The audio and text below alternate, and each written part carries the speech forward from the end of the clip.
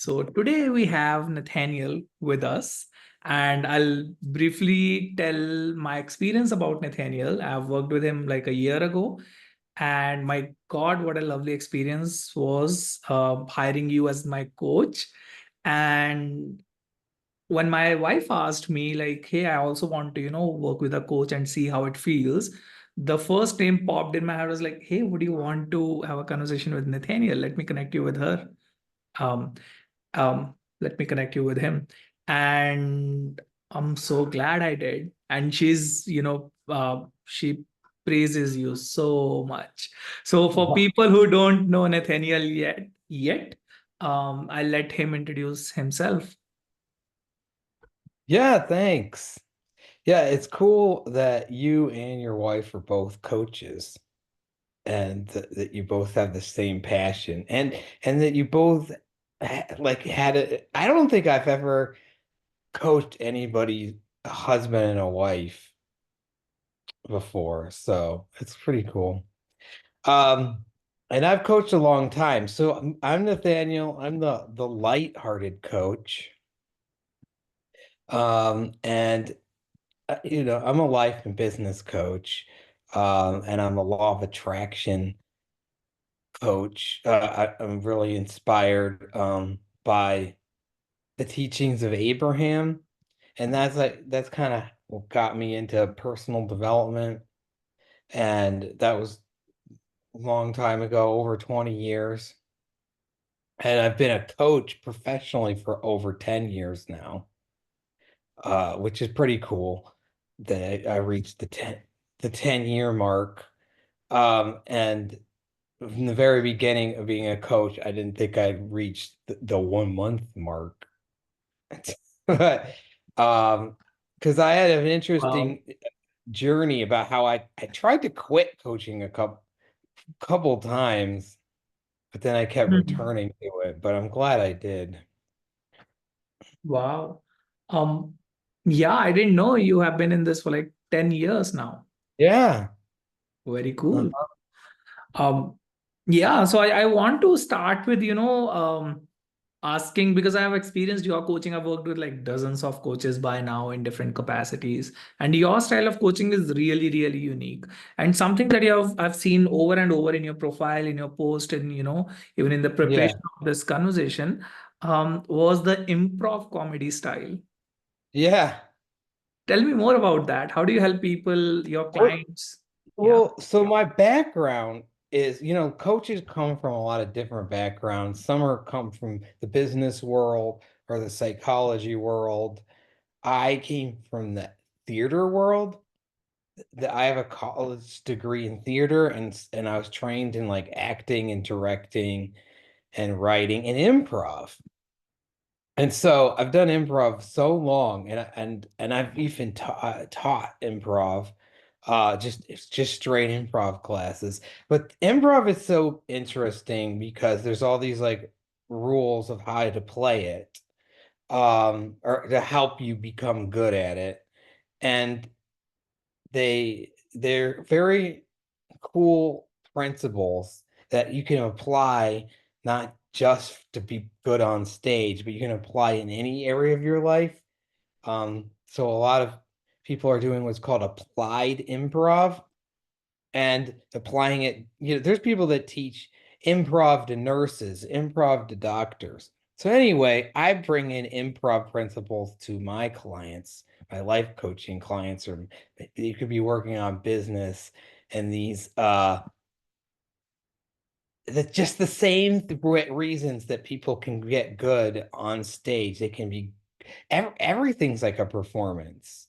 Their relationship with their significant other is a kind of performance, and the improv makes them better at it. Yeah. And something Yeah, that I have personally experienced with you is the playfulness that you bring and like a very yeah, yeah, spontaneous playfulness. yeah. So yeah, because that's what improv is. Everybody is actually improvising because improvising is just no script.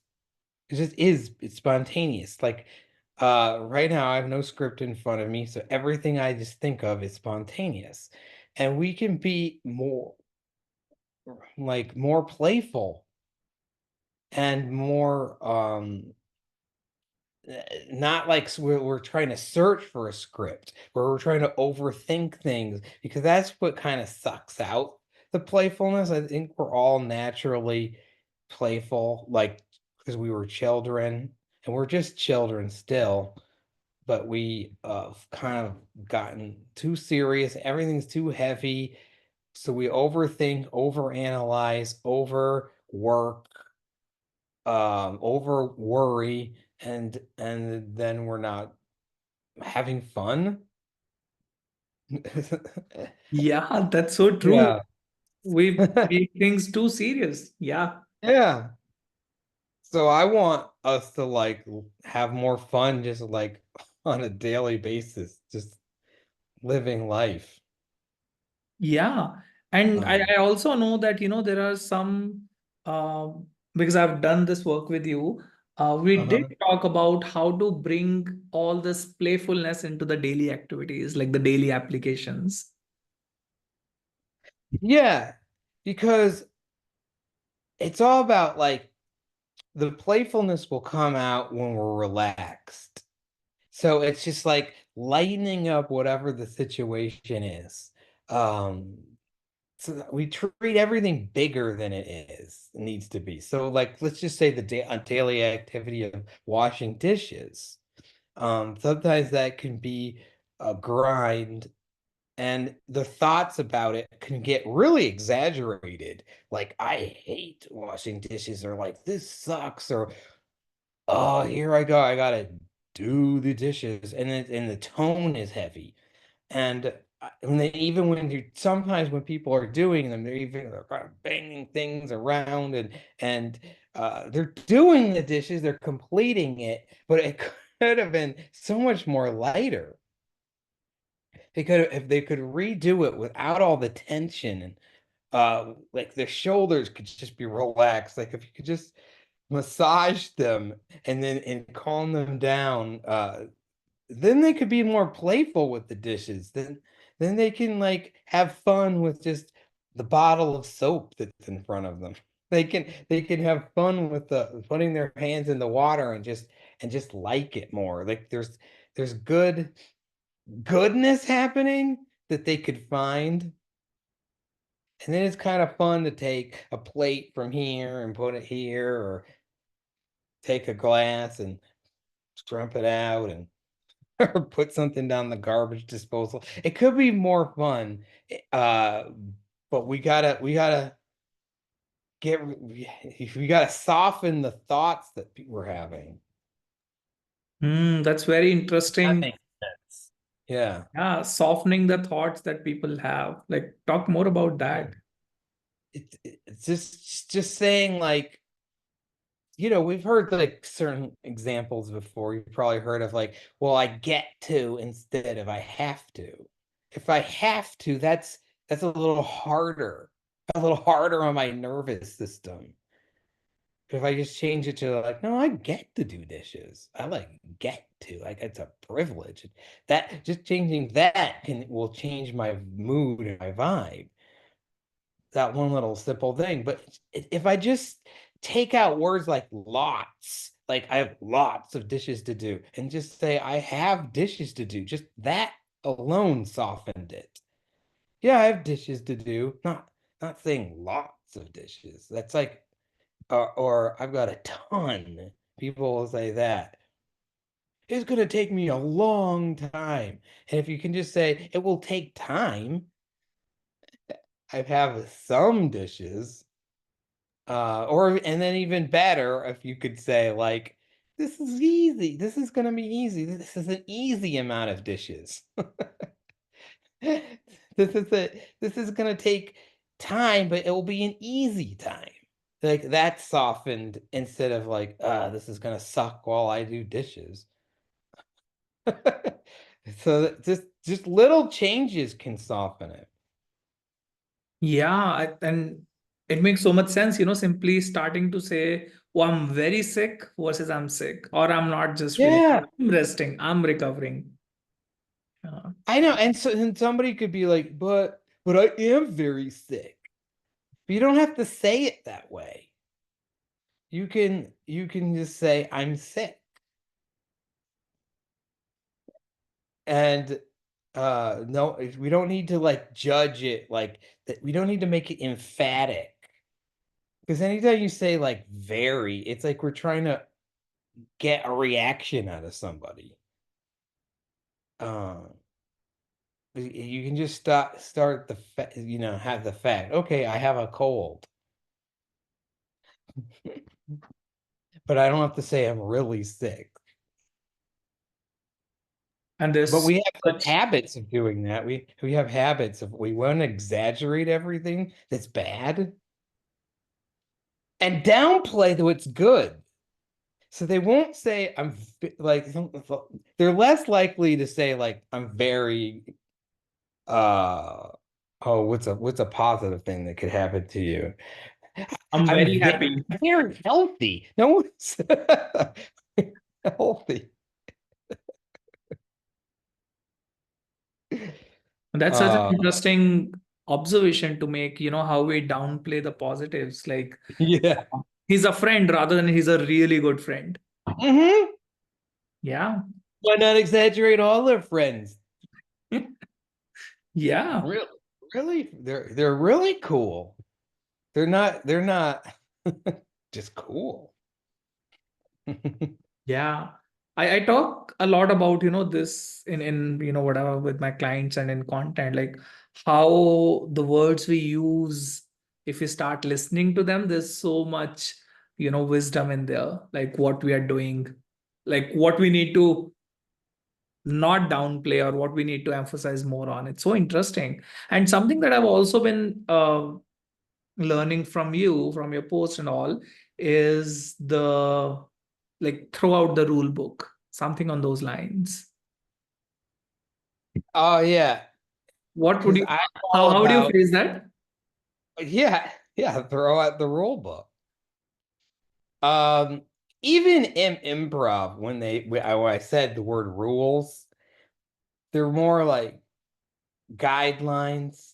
They're more like tips. You can throw, I mean, one person might say a rule called yes and. That's a very common improv rule to say yes to your stage partner to the and add like support what they're doing and build on it. Like that's some people call that a rule. But then other people will say, I don't play that way. I don't use that rule. That's not a rule for me.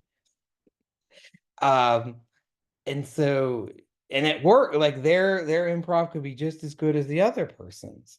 Um, but and so in life, somebody might give you like like something that you think is a rule, but you really don't have to conform to it. Um, it's the really it's the difference between do you want to be a conformer and conform to like what everybody else usually does here? Uh, or if you want to be a creator and like create something new. So I here's an example that's coming to mind about maybe a rule. We make these rules. We have in our mind these rules. We don't even know they're there. That sometimes we think there's a rule that we need to get mad if somebody is late. Like it's a rule that everyone just should be on time. And everybody has like a different rule about that, but some people think no, if you're 1 minute late, it's wrong because the rule is be there on time or early. And if you're not, I should be mad about it and not let you feel good about it. I, that could be in there, but you know what? Maybe that is, I don't need to conform to that's bad. So that if somebody is uh I thought they were going to be there at 3 and they show up at 3:05. I could be like, that's not bad to me. Maybe it's good even. So maybe it's good because I got something else done that I needed it to. And they're more ready now than if they had showed up 5 minutes better. And um maybe they avoided an accident and then like a car accident and then got here 5 minutes later, but they avoided some tragedy. So it might not be a rule that you have to be on time. Um, so it's just it could be a rule, but I like to throw out the rule book and let's just take everything like case by case and um but it's mostly I want to get rid of throw out rules that make you feel bad. Yeah, and Yeah. noticing what rules are making me feel bad, right? Hmm. And then, as you said, like, yeah, really question, throw them out. Like, why do I believe this is true? There's some people that believe you should never double text. Oh, You should never like text somebody and then they haven't responded yet, and then you text again before they respond. So you've had two texts in a row, and some people have a rule that they should never do that. But I like to, don't worry about that. I don't worry about that rule. They're like, well, you might come across creepy or desperate if you do that. So you should have that rule in place. But I empower myself that like in my world, I can double text. that that's And really it will come across delightful. yeah. And I've also witnessed that, when we start believing in something, like for example, this that, whenever I double text, it's kind of some extra energy that people receive, Mm. some extra love that they receive, some extra, Yeah, yeah, there you go. right? Um, I witnessed Hmm. that when I, change my own thoughts and mindset and, I shift those belief systems, um, others pick up on that as well. And it kind of becomes the new norm, the new rules that we pick up. Like, it's okay to double text.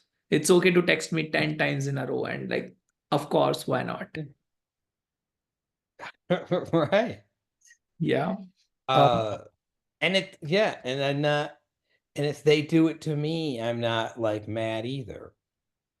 It's like, um, so it's just like starting to look at things like, oh, it's have so much more permission. You mean I can just like say when I have a question? I don't have to, you're like, yeah, you can just, if you have a question, you can just blurt it out and say it. You don't have to wait. Um, Sometimes it's okay to interrupt people. that's very true. Exactly that. Uh, but the people might have a rule like, no, I never can interrupt. Yeah, coaches will think that I can never interrupt my Yes. client. That's what I was thinking mostly about. Coaches will be, I can't interrupt them. And I'm like, why not? Why you could call a timeout. Like in sports, you could be like, timeout, or Yeah. I have to say something. And there's something in there that, interests me a lot. Something you mentioned about, giving yourself the permission and throwing Hmm. out the rules that's making you feel bad. So I also have, we have also worked on, me being nice to myself. Oh yeah, because that goes hand in hand with like throwing out the rule book, because now you have to also be nice to yourself that you did it. So if I did double text, I gotta be on my own side about it. not feel bad that I did it afterwards, like, I probably shouldn't have done that. No, be nice. Don't say that phrase, I shouldn't have done that. No, I should have done that because I did do it. So be nice to yourself. No punishing yourself because for something you've done in the past. Um, be your very best friend. Talk to yourself like you talk to your best friend, or how a mother would talk to a baby. They're very forgiving. If your friend screwed up, I don't know. They were drinking something. They were drinking a juice and they dropped their glass and it broke, and you saw it happen. You'd be really nice about it. They might be hard on themselves though. Oh my God, I'm so sorry. I can't believe I did this. They might even say things in their head like I'm an idiot. How could I do that? And that's just not a very nice dialogue to have with yourself, because the best friend would actually be like, it's okay, these things happen, glasses are slippery, no big deal, everything's gonna be all right. Let me help you out. I'm sure you're not gonna drop any more glasses. It's like it's nothing I'm worried that you're going to do again. Like they're just nice about it, gentle, forgiving. But we don't have that attitude with ourselves a lot of the time. We're like a bully. We're like a person in the audience booing. We're like a heckler to ourselves. Like if somebody watched me drop the glass on the floor and there was a heckler that said, way to go, like, you know, clumsy, way way to go, Butterfingers, and they're not being nice. And we're doing that to ourselves. And sometimes you hear people say this stuff out loud, and it's happening so much more inside all day long. That you think that they're okay, but they've been bullied the entire day by themselves. That's very, very useful because I remember when I worked with you, this was one of the important points where I mentioned, it's like, you know what? Oh, That's so true. I can say nice thing about myself. Like I say nice things to, my clients all day long. I can do that for myself, right? Very interesting. yeah. We could be complimenting ourselves more and giving ourselves a break and letting ourselves off the hook and taking off the pressure.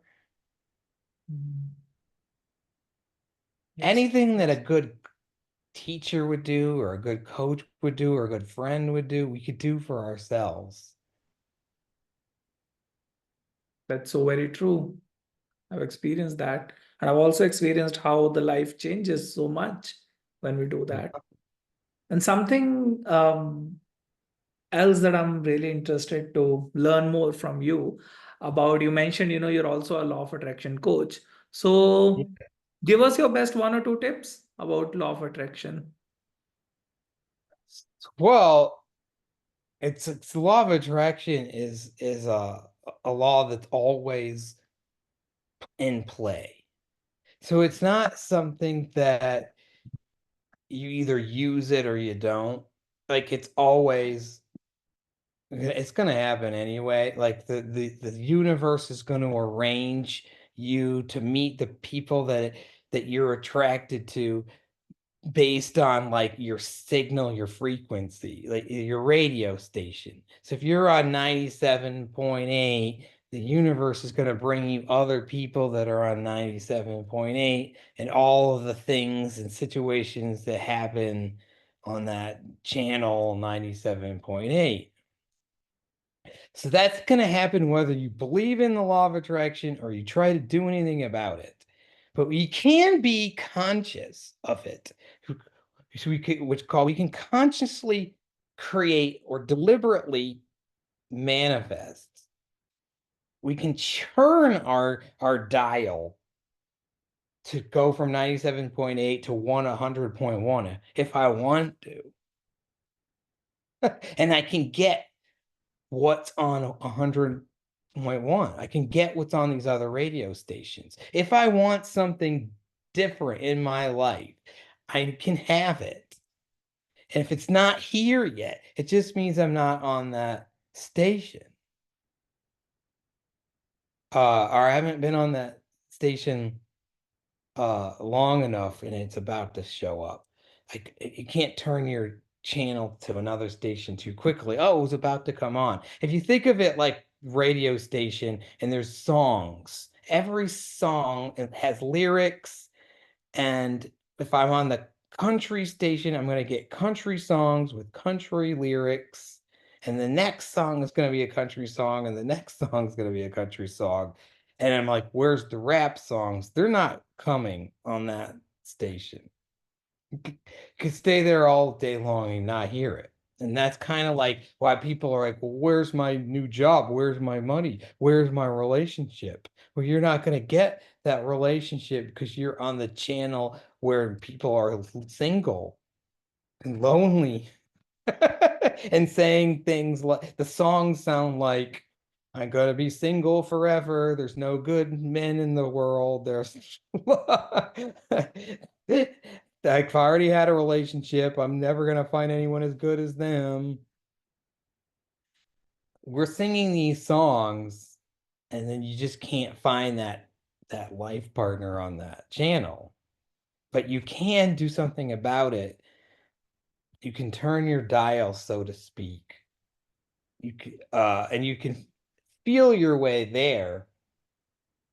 So Yeah. you kind of because you kind of just adjust your thoughts and say something like, if you were saying like there's no good men in the world, and you were saying something like there are good men in the world, or there's plenty of people, there's a lots of fish in the sea, like those classic lines. If you even just said that would shift you to another station where that song is playing. There's plenty of fish in the sea. There's a lot of lots of partners. There's 8 billion people. Like those lyrics are on another station. And Mm. if that feels better than the one you were on, then you're on the right track. You're like, ooh, you could adjust it even a little further because there's infinite amounts of like radio stations, but you adjust it a little further. Well, what even feels better than that? How about the song lyrics? I'm going to get a partner really soon. Like I expect it to happen any minute. I'm gonna run into the store and I'll probably meet somebody, or my mom's gonna set me up, my friend's gonna introduce me to someone. I'm gonna and you're kind of getting excited, just even those thoughts. Well, then you're even closer, and you're on even a better radio station you're almost, there. Yeah. Oh, This all makes sense? yes, this is a very new perspective, and Uh-huh. I would say a different station that I'm hearing about the same channel, about Uh-huh. same topic, law of attraction. So thank you so much for sharing this. I'm going to Yeah. re-listen to this. This was a really fresh perspective on some concepts that I've already like practiced a couple of times, but nonetheless, this is a very new perspective. So thank you so much. Uh-huh. So Yeah. If you just think you're always on a radio station, but yeah. it's like, am I on the one? Am I listening to the songs that I like or I want to be hearing, or would I Mhm. rather be hearing different ones? Yes. Yeah. Is noticing which radio station are we listening to. Hmm. It's very interesting and very productive for sure. Um, so yeah, we are towards the end of this interview. Uh, Okay. Tell us, who do you like to work with? Who do you like to coach? What kind of people do you like to coach? And how can they reach out to you? Yeah, thanks. Because I consider myself like a true life coach where I'll help people on all areas of their life, the relationship, health, career, money, and relation the relationships change. It can be friendship, it could be spouses, it could be kids. I can do all of that. But I do have a preference of what kind of people I work with. Because I do really like working people with people that have a business, that they're living an entrepreneurial life. I like other coaches. I like coaching other coaches that are building a coaching practice. And I like helping them with their whole life. So I like helping them with their business, like they're making money and getting clients and stuff. But I also like helping them with their relationships and their friendships and their hobbies and their uh kids and their health and their spirituality. I like helping all of that stuff, but for like coaches and business owners. And I like to help them enjoy their coaching practice and their whole life just more and lighten up and be more creative and have less stress. And um, I really want people to have a lighthearted approach towards their business and their life. So Yes. if you are one of those people, you'd be a good fit for me. If you're tired of being so heavy and serious about things and you want more fun or lightness, you can contact me and have a chemistry call with me, a discovery call, chemistry call.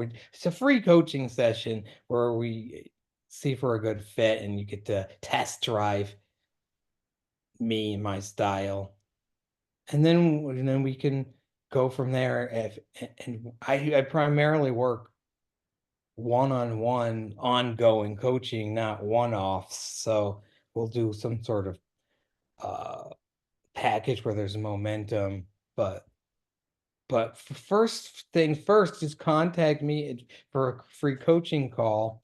You can find me on Facebook, uh, Yes. I'll be putting the Nathaniel link. Montgomery. Yeah, I'll, we'll put that. yeah. And we'll have and I'm on Instagram, and you can email me, and I have a website, nathanielmontgomery.com. Yes, I'll be putting all those links. And Yeah. something I would want to say, whoever is listening and watching, Uh-huh. text Nathaniel, get on that free conversation, and you will thank me later. I'm that Yeah. confident. Yes. If you want just a new perspective and out about Yeah. thinking, just not the same way of looking at things. Talk to me. You want my like uh neurodivergent brain. That was the other thing I wanted to get in there. I like it with a lot of people with ADHD, Oh, or they have just different kind of learning styles, and maybe they're not very good at time management and executive functioning skills, but they're really creative. And I want most of my clients are like that. very interesting. I think I know somebody who might need some help. Yeah.